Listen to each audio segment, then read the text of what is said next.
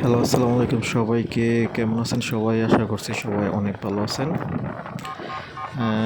এটা হচ্ছে ঈদের দিনের ভিডিও। ঈদের দিন বিকালবেলা একটুখানি ঘোরাঘুরি করছিলাম। ভৈরব গেছিলাম ঘোরাঘুরি করে। তখন ভৈরব ব্রিজের উপরে আমার বাইকের টপ স্পিড চেক করছিলাম। আসলে বাইকের মধ্যে কিছু সমস্যা আছে তো, যার কারণে টপ স্পিড বেশি উঠাইতে পারিনি, 112 পর্যন্ত উঠাইছিলাম।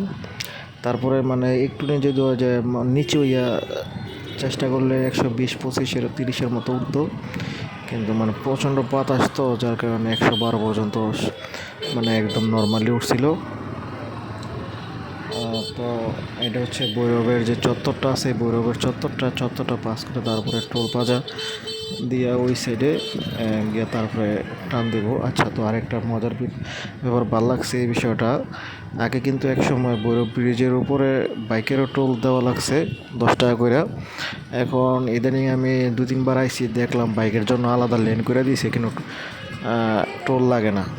যাই হোক, এই বিষয়টা কিন্তু ভালো হয়েছে অনেক, কারণ বাইকারদের কাছ থেকে এখন আর আমার মতে টোল না নিলেও চলে। কারণ এই সেতুটার মোটামুটি তো টাকা মনে হয় উইঠা গেছে সরকারের। আচ্ছা, যাই হোক, মানে ভিডিওটা লক্ষ্য করেন। আর ভিডিওটা চলতে চলতে আমি একটা গল্প বলি আপনাদের।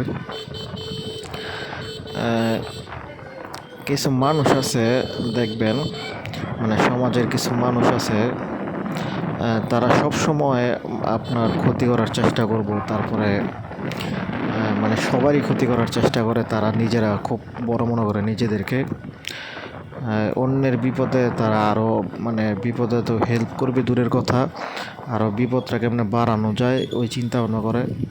তো একটা সময় গিয়ে কি হয়, মানে এই লোকেরও এক সময় অন্য মানুষের হেল্প মানে দরকার হয়।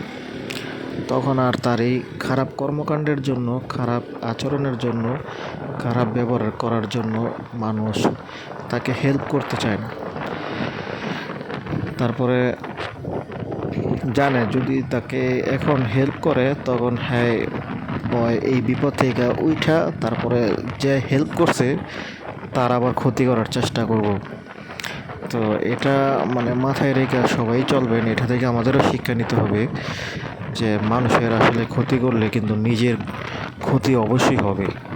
তারপরে মানুষের ক্ষতি করার চেষ্টা করলে নিজের ক্ষতি যে কীভাবে হবে এটা আপনি বুঝতেও পারবেন না।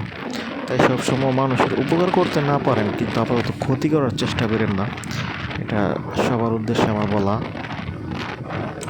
আচ্ছা, দেখেন আমি যে বাইকের স্পিডটা উঠাইছিলাম, মিটারটা ফলো করলে দেখতে পারবেন। আসলে অন্য সময়ের তুলনায় এইবার ভৈরব ব্রিজের উপরে একদম মানুষ কম, মানে বলতে গেলে নাই।